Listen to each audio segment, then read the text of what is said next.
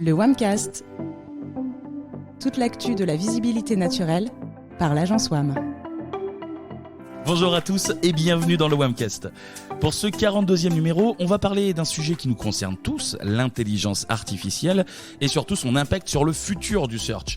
À mes côtés aujourd'hui, pour aller voir ce qu'il se passe dans le futur, justement, deux habitués du WAMcast, vous les connaissez. Mathieu Doubé, manager de l'équipe SEO chez WAM. Salut Mathieu. Salut. Et David Eichholzer, dirigeant et fondateur de l'agence WAM. Salut David. Salut Kevin. Bienvenue dans la Deloré WAM, messieurs. Joli, Ouais, pas mal. On se fait plaisir à écouter. J'ai quelques questions à vous poser, dont la première, tout simplement, on parle du futur du search. Il va être impacté de quelle manière exactement ? Qu'est-ce qui va changer, David ? Alors, l'arrivée de l'IA générative dans le paysage search, selon nous, va bouleverser en profondeur deux choses. D'abord, la façon dont l'utilisateur accédera à l'information, et ensuite la façon dont la marque travaillera pour être visible. Pour cette première partie, la façon dont l'utilisateur accédera à l'information, on a plusieurs manières de se lancer finalement, parce qu'aujourd'hui, en tout cas, on part tous d'une page blanche en général, qui est Google. Voilà, et puis on met notre mot-clé ou notre question, et ensuite on a finalement une liste de réponses.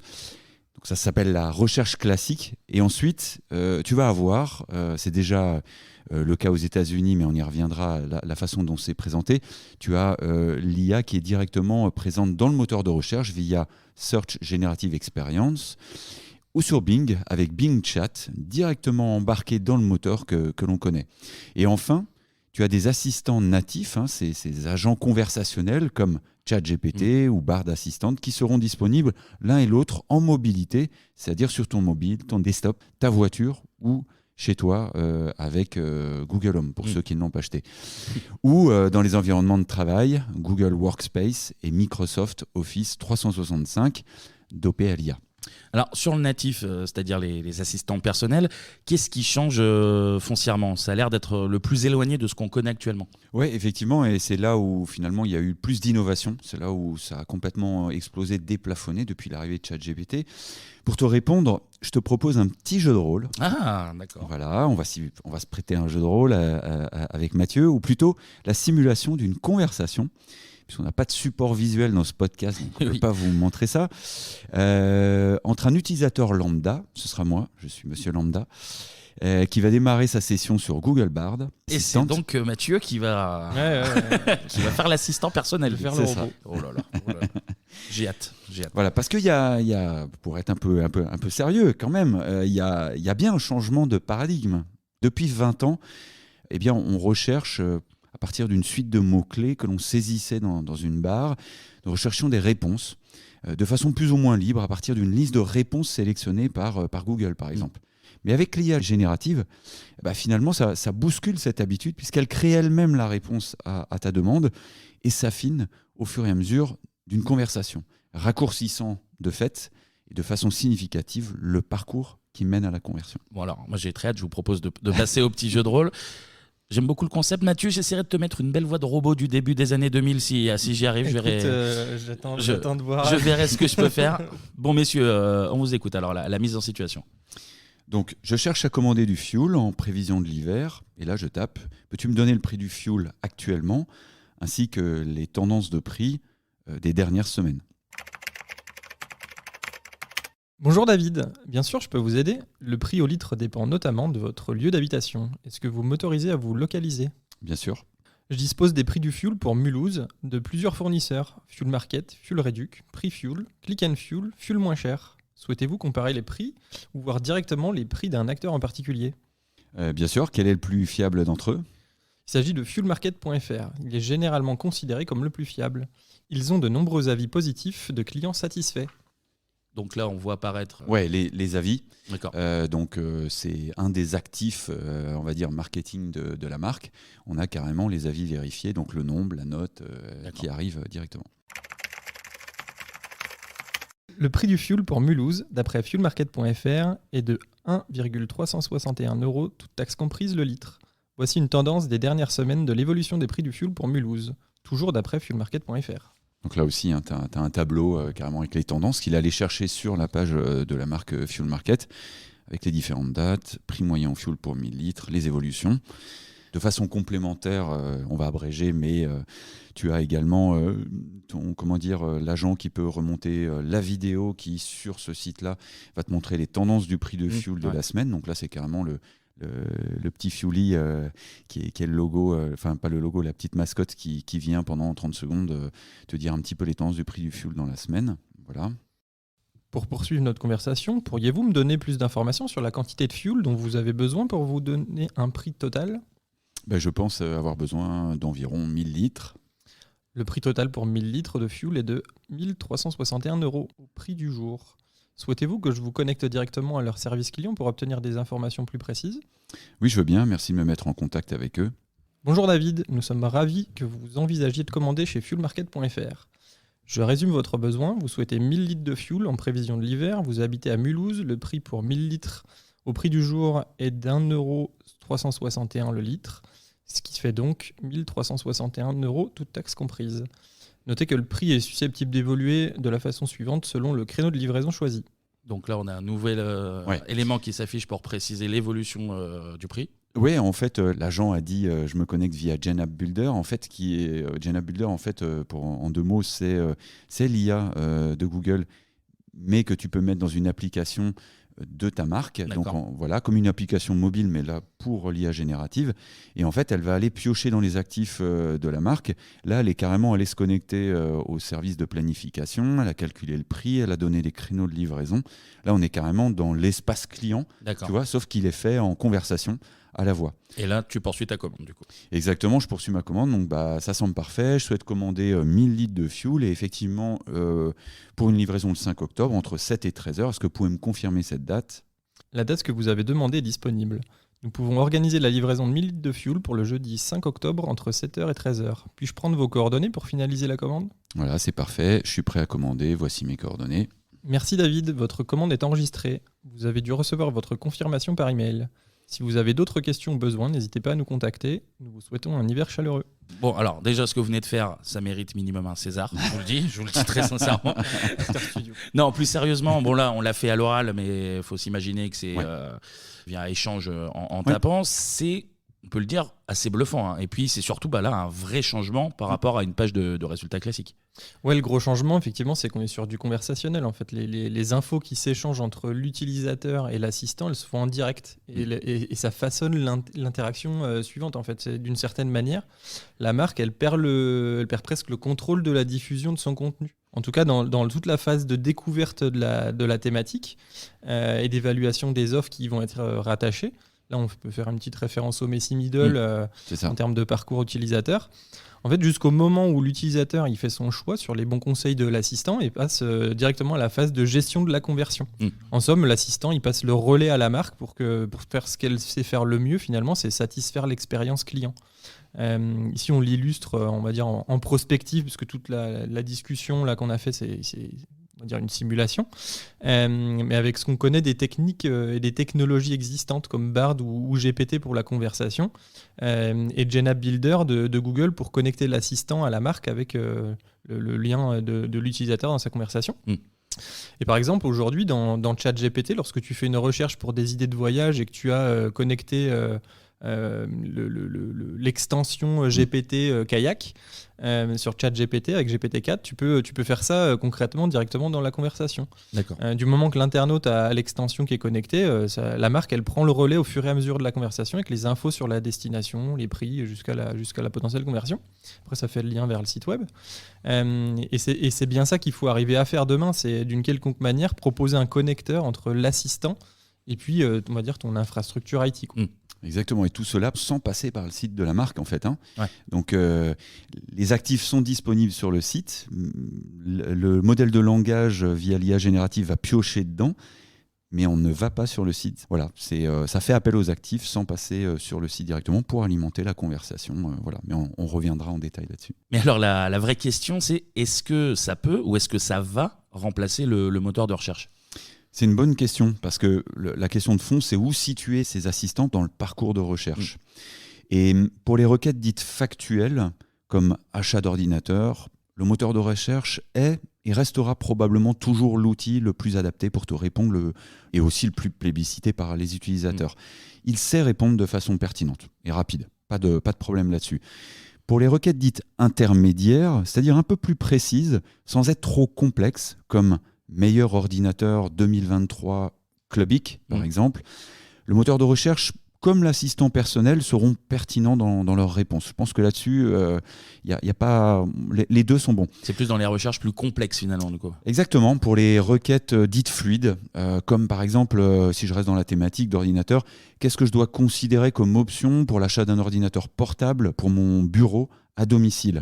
Tu as des situations dans lesquelles les utilisateurs savent en quelque sorte ce qu'ils veulent, mais ont besoin d'aide pour rassembler des informations afin d'en tirer des conclusions. Là, le moteur sera moins efficace que l'IA. Parce qu'en fait, les éléments de réponse sont disséminés à plusieurs endroits sur le web. C'est là que l'IA joue pleinement son rôle. Elle compose une réponse unique pour toi, en s'inspirant de chaque élément de réponse qu'elle a quelque part dans son modèle de langage. Et en plus, comme on l'a vu dans notre simulation avec Mathieu, la réponse peut être multimodale, c'est-à-dire faire appel ce qu'on appelait les actifs marketing de la marque, c'est-à-dire le texte, les contenus, la vidéo, des illustrations, infographies et même à l'audio comme un podcast. On pourrait très bien aller piocher dans un passage. C'est en tout cas ce qui nous attend demain. Par exemple, Google a annoncé pour cette fin d'année son nouveau modèle de langage Gemini qui sera multimodal, justement. En fait, pour résumer, l'IA, c'est là où elle est la meilleure, en tout cas meilleure que le moteur, c'est dans la résolution créative des problèmes. C'est-à-dire quand les utilisateurs lui apportent des éléments d'information précis et complexes, c'est là que ça marche bien, quoi. Oui, ces outils et copilotes, comme on les appelle, ces assistants, apparaissent comme des compléments de la recherche actuelle effectuée sur Google, encore une fois. Mais c'est un changement majeur de comportement qui va probablement vite évoluer. Je pense ces 3-5 prochaines années, je ne suis pas devin. Voilà, parce qu'effectivement, on va le voir, Google comme Bing ont intégré tout de suite ces outils dans leur moteur. Là, c'est quand même pas mal lancé avec, on a parlé de ChatGPT et Bing qui l'intègre directement dans sa recherche avec un encart sur la droite géré par l'IA, aussi de plus en plus via Microsoft sur Office. Est-ce que Google a perdu un peu de part de marché depuis le début d'année parce que là, ils ont l'air un peu suiveurs, on va dire. En fait, on pourrait croire qu'ils suivent, mais globalement, depuis le début, c'est bien les technologies qui sont initiées par Google qui permettent de développer tous ces grands modèles de langage. Je crois qu'on l'avait déjà abordé dans un autre Wamcast, mais la technologie des Transformers, ça vient de Google, et c'est elle qui a permis finalement de déplafonner la compréhension du langage et de faire avancer tout le monde. Donc oui, ils sont un peu à la ramasse sur le lancement d'un produit fini, ou en tout cas utilisable par le grand public. On l'a vu là depuis le début de l'année, globalement ils courent plutôt derrière les annonces d'OpenAI, quoi. On parlait de part de marché justement. Est-ce qu'il y a eu un effet de ChatGPT, on va dire, sur les parts de marché de Bing sur le marché du search? Eh ben non. En tout cas, côté part de marché et même technologie, Google il reste vraiment loin devant. En fait, si on se réfère aux stats qu'on a via des sites comme StatCounter, ils sont encore et toujours dans une situation d'acteur hégémonique qui a rien perdu face à ses concurrents. On va dire dans la partie mondiale, ils sont toujours à 91,58% quand Bing il reste à 3%, quoi. 3,01%. Petite différence, effectivement. Et c'est d'ailleurs ce qu'a dit récemment encore un responsable de Microsoft dans la barre du tribunal, où il intervenait. Ils n'arrivent pas à prendre les places les parts de marché. Ils ne prennent pas la place malgré tous les efforts qu'ils déploient depuis le début de l'année. Là où je crois qu'il y a un petit changement, c'est sur la partie cloud. Je crois qu'il y a un article des Échos qui est paru il y a vraiment très peu de temps qui dit qu'effectivement, ils arrivent à gagner un peu de parts de marché, mais sur la partie gestion en back de toutes les ressources serveurs, on va dire, qui s'appuient sur de l'IA. Et là où Microsoft a l'air de gagner un peu de place, mais c'est pas vis-à-vis de l'usage du grand public, quoi. Okay. David ? Oui, c'est exactement ça. Mais pour autant, avec Mathieu, avec les équipes, on se dit que c'est dès maintenant qu'il faut anticiper ces changements, parce que les chiffres, effectivement, pour l'instant, traduisent plutôt une hégémonie et une domination de Google. Mais on ne maîtrise pas vraiment le temps d'adoption de ces outils. On le rappelle, et Bing l'a extrêmement bien intégré au moteur, même assez brillamment, je trouve. C'est convaincant. Pour l'instant, ce n'est pas encore rentré dans toutes les chaumières, mais je pense que ça va accélérer. Moi, par exemple, cette semaine, j'ai mis l'application Bing Chat GPT sur mon mobile Android, je l'utilise tout le temps, c'est génial. Ouais. Franchement, c'est génial et je pense que ça peut aller très très vite. Voilà. En tout cas, l'idée, c'est d'adopter dès maintenant une démarche de test pour les marques, les décideurs qui nous écoutent, les SEO. C'est là-dessus qu'il faut se lancer maintenant parce que les changements sont déjà concrets. Comme on l'a dit, Bing intègre son IA directement dans son moteur. D'un point de vue X, c'est assez énorme. Tu scrolles et tu passes directement dans une fenêtre conversationnelle. C'est-à-dire que c'est pas juste à côté. Voilà, on sent qu'il s'appuie là-dessus pour faire la différence. Et du côté de Google, avec Search Generative Experience, qu'on va appeler SGE pour faire simple, c'est pareil, même si c'est moins avancé, comme le disait Mathieu, et que là, ils sont un peu plus suiveurs. Ouais, et on parlait d'adoption de la technologie auprès du grand public. Là, on a Citroën avec la marque DS qui sort une liaison avec GPT en fait, dans la bagnole. C'est-à-dire qu'il y a quand même des choses qui arrivent doucement mais sûrement. Et c'est aussi ça qui va faire que les gens se servent de cette technologie au quotidien, on va dire, et qu'ils adoptent la techno pour leur usage, quoi. Tu parlais de SGE, David. On en a déjà un petit peu parlé dans des précédents Webcast, mais est-ce que tu peux nous rappeler ce que c'est, Google SGE? Oui. Comment ça se présente concrètement? SGE, c'est l'IA générative de Google, directement intégrée au moteur de recherche. C'est encore la façon la plus naturelle de l'utiliser, puisque depuis 20 ans, nous sommes habitués à demander à Google tout ce qui nous passe par la tête. Google a fait le choix de placer SGE directement au-dessus des résultats classiques. Voilà, c'est une petite fenêtre générative qui est dynamique au moment où tu poses ta question et la réponse apparaît d'un coup. Il s'agit pour le moment d'un environnement logué, donc en labo, comprenez en test. Ça signifie qu'à ce stade, rien ne dit que cela sera déployé. Pour le moment, c'est donc en test et les défis à surmonter sont d'ailleurs assez nombreux. Rapidement, parce que techniquement, par rapport à la pertinence, honnêtement, sur certains sujets, je ne vais pas les aborder là. Ça glisse assez vite. Juridiquement, il y a des questions en Europe. C'est pour ça que c'est pas encore déployé en Europe, même en lab, sur la question du droit voisin. Parce que si je m'inspire de médias ou de bouquins qui sont sujets à des droits d'auteur, comment ça se passe? Comment ça se passe et comme c'est protégé aujourd'hui, ça n'est pas déployé encore en Europe, même en lab. Et puis au niveau de l'UX, encore une fois, c'est au-dessus des résultats classiques. On ne sait pas bien comment passer de l'un à l'autre, ils se cherchent.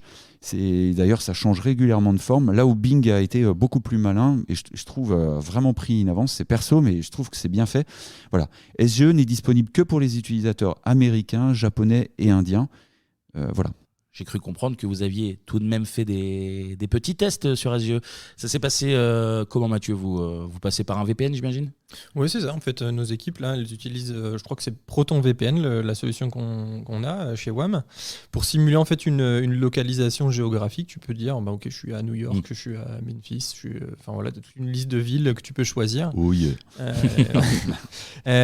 Donc, on utilise forcément la langue anglaise pour interroger Google SGE sur les équivalents anglais des questions des utilisateurs qui couvrent les services et produits de nos clients. Par exemple, on simule des demandes d'achat d'habits, d'achat de fuel, d'achat d'assurance ou encore de conseils sur le jardin. Les exemples ils peuvent être vraiment assez nombreux. On va analyser ce que SGE nous propose en réponse. L'idée, c'est de comprendre comment SGE formule sa réponse et sur quelles sources il s'appuie pour répondre. Parce qu'en fait, SGE, il mentionne quand même ses sources. C'était pas le cas au début, mais maintenant c'est le cas. Et c'est ce qui nous intéresse en tant que marketeur, c'est d'être mentionné dans ses sources pour obtenir le clic. Par exemple, on voit bien côté infos sur les entreprises qui semblent s'appuyer sur Crunchbase aux US. C'est des infos comme ça qu'on cherche à identifier pour essayer ensuite d'aller placer les marques de nos clients au bon endroit. Et si possible, avant que ça arrive chez nous. Parce que si ça arrive après, il y a quelqu'un qui aura pris la place. Évidemment. Est-ce que vous auriez quelques chiffres issus de vos tests ou de vos lectures sur le sujet? Par exemple, SGE, il propose en moyenne 5 à 6 sources par réponse. Pour les requêtes, on va dire, dites sensibles, les Your Money, Your Life, comme la santé ou la finance, SGE, il devrait pas trop fournir de réponses générées par l'IA, c'est ce qu'ils avaient dit au départ. Et pourtant, en fait, quand on regarde dans les faits, aujourd'hui, il y a dans 25% des cas sur la finance et 87% des cas, il y a une étude qui est sortie là-dessus, on vous mettra un lien dans l'article de blog qui va avec le Wamcast. Donc dans 87% des cas, pour les questions de santé, y compris les plus sensibles, sur des pathologies qui peuvent être lourdes, il y a quand même des réponses, quoi.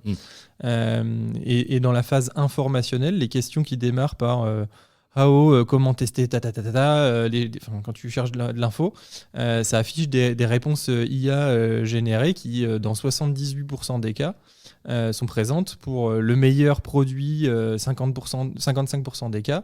Par contre, quand il s'agit des coûts d'un produit ou le fait d'être près de quelque chose avec un service, au niveau d'une localisation, là, c'est pas un petit pourcentage, c'est 100% des cas. Il y a l'encart. Ouais. Constamment l'IA. Ouais.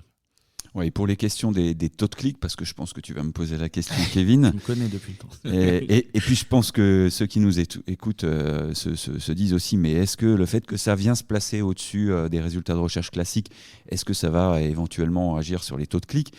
Il y a plusieurs études qui sont sorties aux US annonçant un SGE guédon, on peut dire ça, comme les Américains aiment bien le dire, l'annoncer. Mais je pense d'abord que les échantillons ne sont pas suffisamment représentatifs. Puis il faut prendre un peu de recul là-dessus. Je minimise pas le fait qu'effectivement ça puisse envoyer moins de clics, mais je pense que la question est un peu différente parce que la vocation de ces outils, elle est d'engager la conversation avec un utilisateur, mieux comprendre son problème et le mettre en relation avec la marque qui contient la meilleure réponse. En fait, ce qu'il faut comprendre, c'est que ces outils, leur objectif, c'est de raccourcir le chemin qui mène à la conversion. Donc limiter en quelque sorte les interactions jusqu'à la résolution du problème. Et Google confiait l'année dernière lors du Search On qu'il fallait jusqu'à 8 requêtes avec le moteur classique pour qu'un utilisateur trouve la réponse. L'enjeu, c'est justement de faire mieux et de faire plus court. Ça veut donc dire, je crois, que c'est envoyer moins de trafic inutile. Donc en effet, on peut avoir moins de trafic. Par contre, l'idée, c'est que ça convertisse plus. C'est-à-dire qu'on t'envoie carrément un trafic chaud, quoi. Ouais. Alors, je vous écoute. Alors, on peut se dire que même si SGE est encore disponible qu'en test, dans un environnement logué, comme tu le disais tout à l'heure, on sent quand même qu'on est à la veille d'un gros changement. Là. Ouais, clairement, Google avec SGE et Bard d'un côté, Bing avec GPT et OpenAI, ChatGPT de l'autre, représente en fin de compte la première manifestation de la transformation du search qui est en train de se jouer. Et clairement, on n'a pas eu de nouveautés ou de tels bouleversements depuis 20 ans. Donc c'est un vrai bouleversement. En fait, ce qui nous fascine, c'est l'idée que la recherche devienne plus intelligente, plus intuitive, plus proche de la conversation humaine. Et j'imagine du coup que ça amène aussi des changements de fond, à commencer pour les marques. Oui, comme l'évoquait Mathieu tout à l'heure, d'une certaine façon, les marques vont perdre la maîtrise de la diffusion de leur contenu sur ces plateformes. Parce qu'en fait, les pages de votre site, via l'indexation des URL, seront de moins en moins le produit, ou plutôt l'unique produit. C'est-à-dire que le produit sera l'ensemble de vos contenus. Mieux, tous les actifs marketing de votre marque. Online, sur votre site, mais pas que, et offline, qu'ils soient présents, mais aussi passés en fait. C'est-à-dire plus concrètement effectivement, c'est-à-dire vos publicités créatives, vos contenus utiles sur votre site, les actualités chiffrées sur la partie finance, les résultats financiers qui sont peut-être présents sur d'autres sites comme société.com, ce genre de choses. Des livres, si vous avez publié des livres, vous savez que Google indexe carrément les livres, on peut complètement les scanner. Les posts de blog en tant qu'invité, votre profil d'auteur, la réalisation de vidéos, de podcasts qui ont été semés un peu partout sur les réseaux sociaux, les plateformes de vidéos, vos mentions ou vos tribunes ou vos interviews, vos prises de parole dans les médias, votre réputation, l'image de votre entreprise auprès des médias sociaux. Bref, ce que les autres pensent de vous. Tous ces éléments serviront de matériaux pour aider l'IA à construire sa réponse, comme on l'a simulé en introduction avec Mathieu. Donc plus uniquement ce qui est sur votre site, mais ce que vous avez semé un peu partout. L'IA va piocher là-dedans, elle apprend de ses contenus et s'en inspire pour formuler une réponse unique et guider les utilisateurs. C'est plus du tout le même paradigme et c'est plus le même algorithme d'ailleurs que la recherche classique. Mais là, c'est plus la même approche du SEO même. C'est exactement ça. Le SEO va donc évoluer en quelque sorte vers la diffusion des actifs marketing de la marque au sein des différents écosystèmes digitaux dominants. Google en premier lieu, mais pas que. pour augmenter la visibilité de votre marque dans les différentes surfaces mises à disposition dans ces écosystèmes. Tu vois, Meta, Google, Apple, et puis par exemple aussi dans le retail Amazon ou les marketplaces, les autres marketplaces. Donc, et les médias, bien sûr. Ça signifie que dans ce contexte, seules les marques reconnaissables et dignes de confiance pour le consommateur vont tirer leur épingle du jeu, et c'est ça le changement. Donc en gros, exit toutes les techniques de bricolage SEO qui ont pu marcher à un moment, les PBN, les sites Made for AdSense ou Discover en gros. Ouais, c'est l'idée en fait qui semble poindre à l'horizon, on va dire ça comme ça. Maintenant, je doute pas que ceux dont c'est le business actuellement, ils évoluent aussi avec Google et les changements qu'il est en train d'imposer en ce moment. Et là, même si on voit déjà que sur Google, c'est un peu le cas, quand on voit qu'ils deviennent de plus en plus sélects sur l'indexation des contenus, on va dire ces derniers mois, c'est même ces 2 dernières années. C'est beaucoup plus complexe de faire indexer ces pages, ou même si récemment il semble avoir mis à la porte de Discover une sacrée quantité de sites qui ont un modèle un peu de parasite entre guillemets. Ils proposent pas une expérience directe. Ces sites-là, c'est juste des intermédiaires qui viennent prendre une com sur ton passage chez eux, et après ils te renvoient vers la marque qui elle a une vraie expérience client en fait. Oui, c'est exactement ça, et c'est aussi pour ça que Google multiplie ces derniers mois, en tout cas c'est comme ça qu'on l'interprète avec Mathieu et les équipes. Google multiplie ces derniers mois les mises à jour de type spam update. La quantité de sites et de contenus de faible qualité augmente énormément, et puis là avec l'IA, le phénomène s'amplifie de façon exponentielle, parce que tu as plein de gens qui viennent scraper les sites médias, qui appuient sur un bouton en gros, et qui vont faire indexer tout un tas de contenus dans Google pour essayer de prendre des positions de façon tout à fait opportuniste. Voilà. Et Google n'a jamais eu autant de travail pour cleaner ses résultats.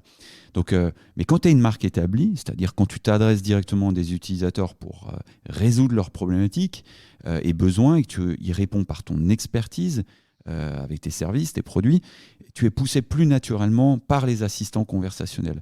Surtout qu'une marque qui joue son rôle fait parler d'elle. C'est en cela que la marque se différencie d'un site qui ne vise que des positions dans Google. C'est bien cela que Google cherche à valoriser, une expérience client satisfaite. D'accord. Déjà, merci à vous deux pour ces infos. La première partie dont on a parlé, vraiment liée à la manière dont on accédera demain à l'information. Vous avez quand même commencé ce webcast en disant que vous donneriez du concret pour travailler. Alors, est-ce que vous pouvez me détailler un peu cette partie, je vous rassure, sans tout dévoiler des secrets de WAM, ou alors si vous voulez, faites-vous plaisir. On garde tout pour nous. Il y a beaucoup de choses à dire, et on fait pas mal de recherches. Voilà, alors on théorise, mais aussi on fait nos tests, comme le disait Mathieu, à travers le VPN, et on apprend des choses. Et voilà, donc il y a beaucoup de choses à dire, et on sera plus prolixe encore le 14 novembre lors de notre webinaire sur le sujet. Petit teasing. Voilà, petit teasing. Mais voici 5 pistes concrètes à exploiter pour maximiser vos chances d'être mentionnés, cités, visibles dans les conversations de ces assistants d'IA générative. Et nos auditeurs pourront nous poser des questions le 14 novembre à l'issue de ce webinaire. Alors, 5 pistes. La première. Alors, la première piste, travaillez votre présence ou la présence de votre marque dans le knowledge graph de Google. Et les IA, en fait, ne comprennent pas les contenus, aussi faux que ça puisse paraître, ne comprennent pas les contenus qu'elles ont dans leur modèle de langage. Leur réponse se base sur des probabilités, c'est-à-dire des relations entre les termes. Pour ajouter de la connaissance à la recette, Google, par exemple, a créé une base de données de connaissances qui est appelée Knowledge Graph. Elle recense finalement tout ce qui nous entoure, tous les faits, les personnalités, les dates, les choses, les lieux, les événements qui font notre monde.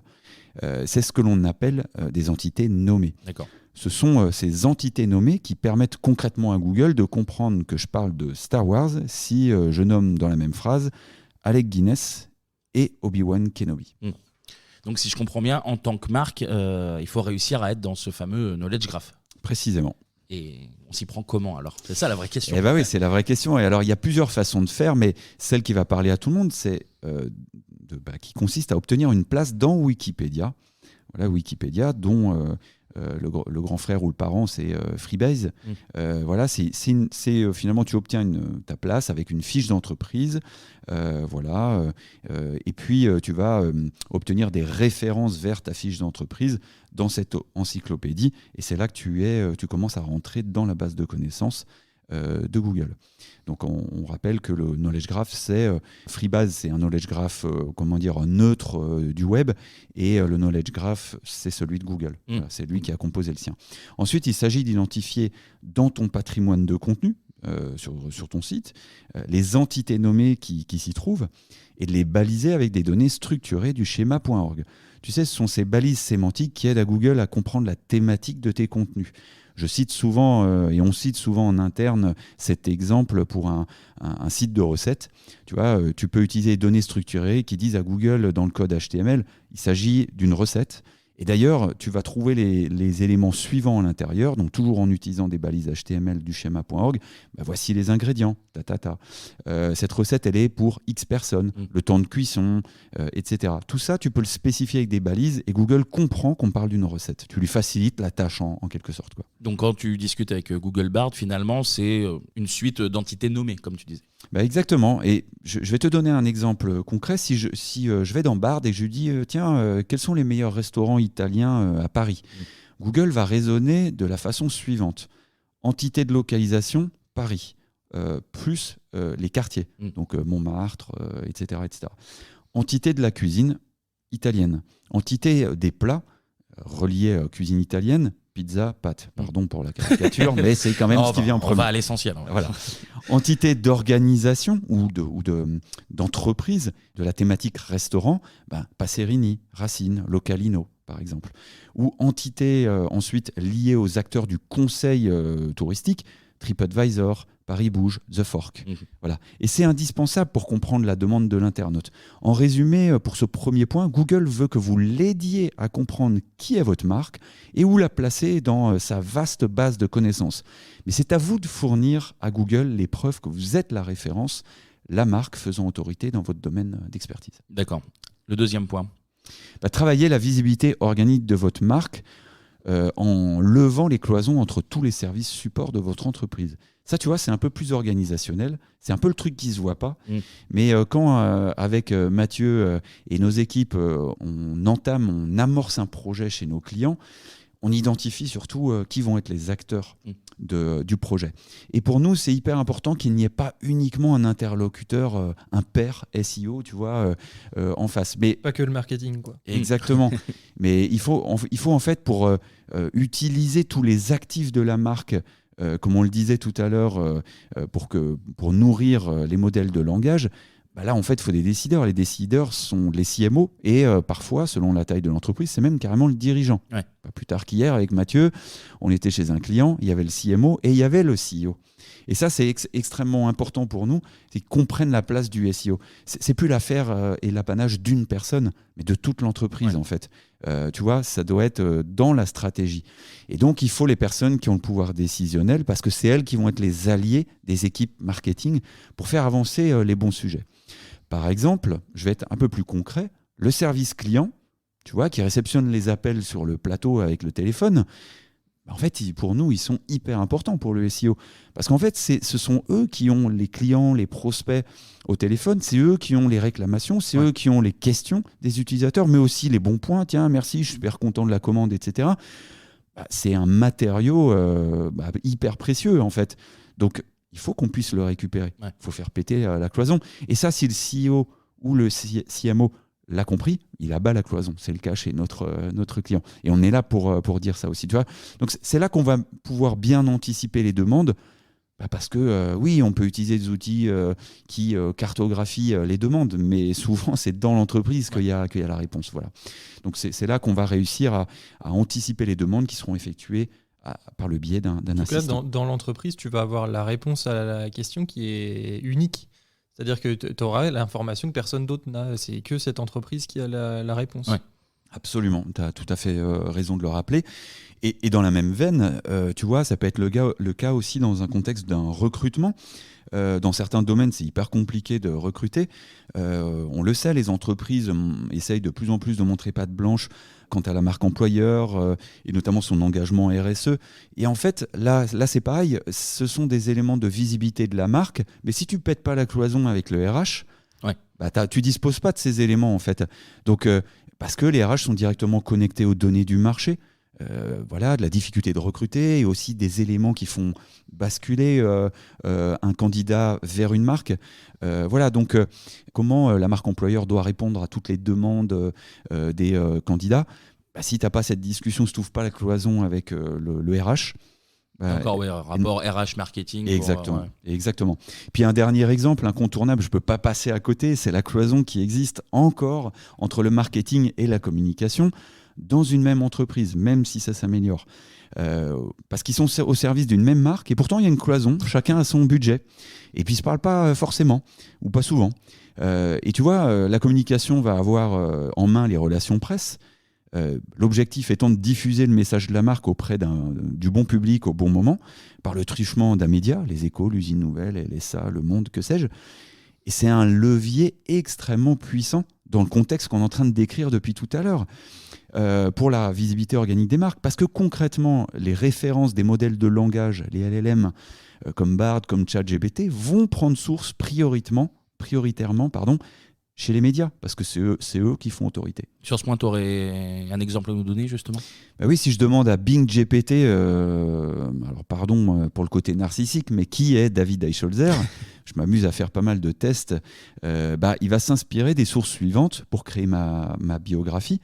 Welcome to the Jungle, Les Échos, à travers une tribune que j'ai faite récemment, mais aussi Journal du Net, qui m'a interviewé dans le cadre d'un article plus large. Et évidemment, en premier lieu de notre site de l'entreprise, c'est l'agence WAM. Donc ça dit quand même pas mal de choses. Il va d'abord piocher sur ton site, et souvent dans la page à propos et les pages auteurs, mais aussi dans les médias qui font autorité. Ça donne quand même des signaux assez importants. Et puis on est sur des sources très fiables et on n'est pas les infos du blog de Tartampion, je ne sais pas. C'est exactement ça en fait, exactement ça. Et les exemples sont légion, et c'est en ce sens que je dis qu'il faut décloisonner les services pour qu'ils communiquent et amplifient le message de la marque. Finalement, tu dois être organisé en content factory et tout le monde a un rôle à jouer.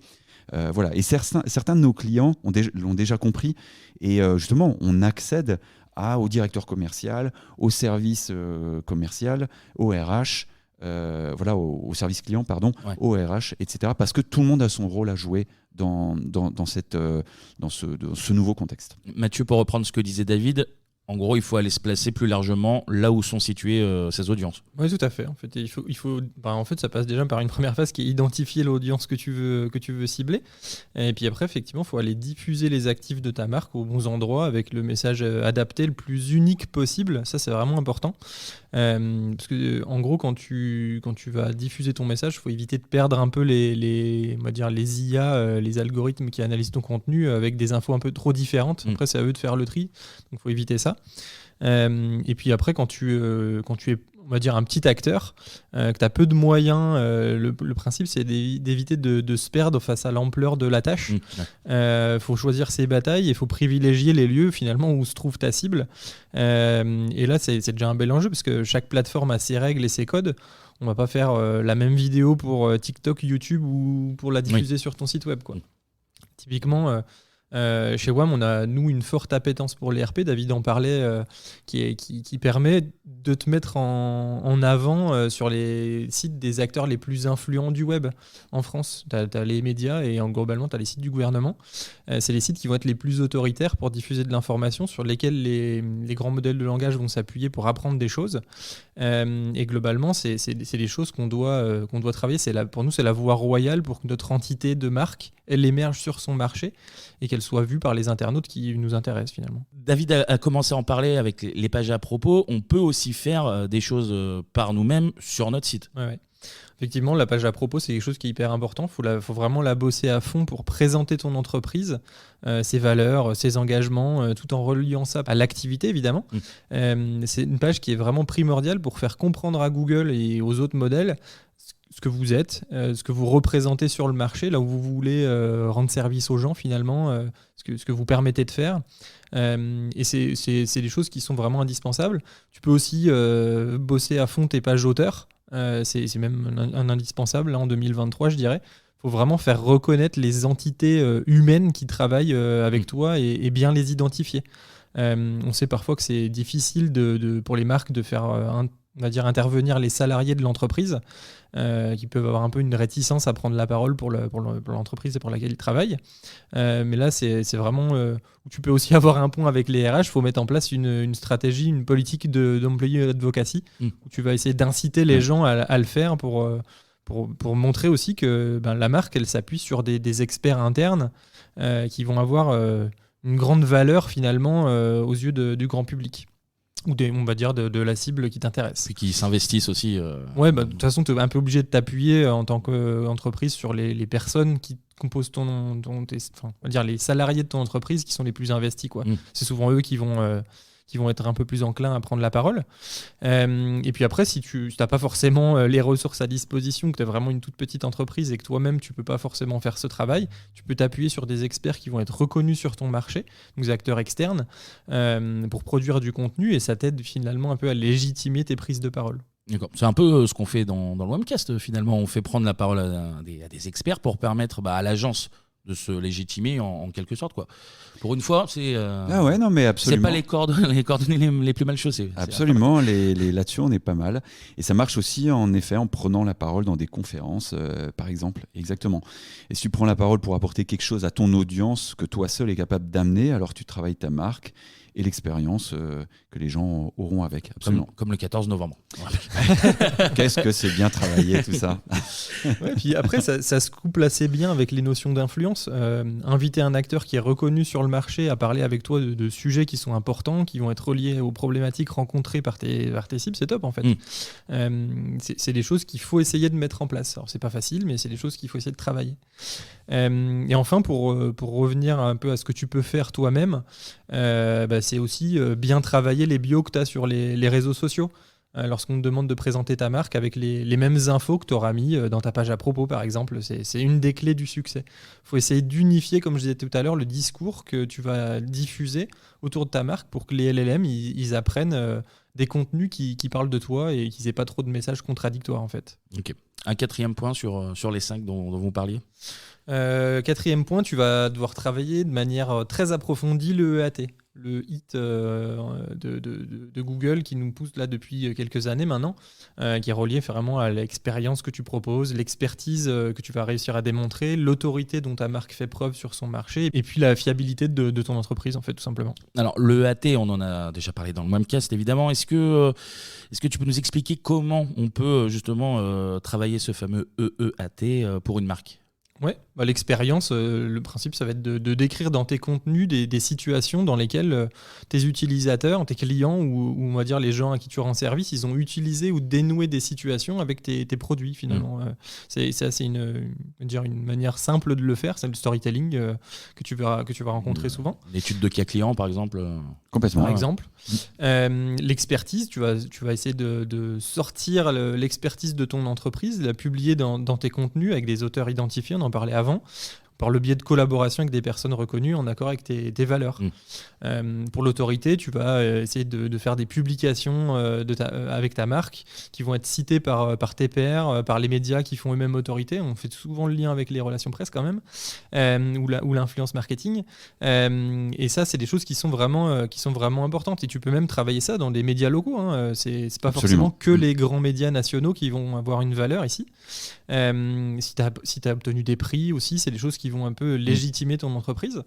Puis après, sur la fiabilité, la réputation de la marque à travers les avis de tes clients, de tes utilisateurs, tout ce qui est dit sur toi dans les forums, les plateformes d'entraide en ligne, qui doit être on va dire en cohérence avec ce que toi tu diffuses finalement comme information. Ouais. C'est vraiment des choses qu'il faut essayer de maîtriser et de travailler le mieux possible. Et là, on va dire que Google, globalement, il Ils utilisent des centaines de petits algorithmes qui vont chacun aller rechercher les signaux pour valider l'EAT de ta marque, quoi, finalement. Et là, normalement, si tu fais tout ça, t'es déjà pas trop mal. Puis après, tu peux aussi essayer de t'intéresser à la manière dont tu arrives à interagir avec les internautes sur ton site, ou on va dire les différents espaces de prise de parole. Si tu t'intéresses un peu à l'interactivité, tu es sur la bonne voie. Il y a sur ce sujet-là une super conf de Selim Damani au SEO Square 2023 là, de cette fin d'année sur l'interactivité des contenus. Je crois qu'il est chez HubSpot, lui. Et je trouve vraiment ça intéressant de s'intéresser à la manière dont on arrive à engager l'audience et à la faire interagir avec ta marque. C'est vraiment travailler l'expérience que tu as avec tes internautes, quoi. Vous avez un dernier conseil, David? Un cinquième point? Une cinquième piste, et ce sera la dernière pour aujourd'hui. Il faut anticiper dès maintenant, vous l'avez compris, le parcours conversationnel entre l'utilisateur et la marque, et votre marque. Est-ce que vos contenus sont écrits pour leur appropriation par un agent conversationnel comme Bard, Assistant ou ChatGPT? Il y a quelques années, c'est assez intéressant, Google a poussé Action on Google quand le vocal était à la mode. Vous savez, c'est Google Home, ce machin qui prend la poussière dans l'armoire. Je ne sais plus quel Noël c'était.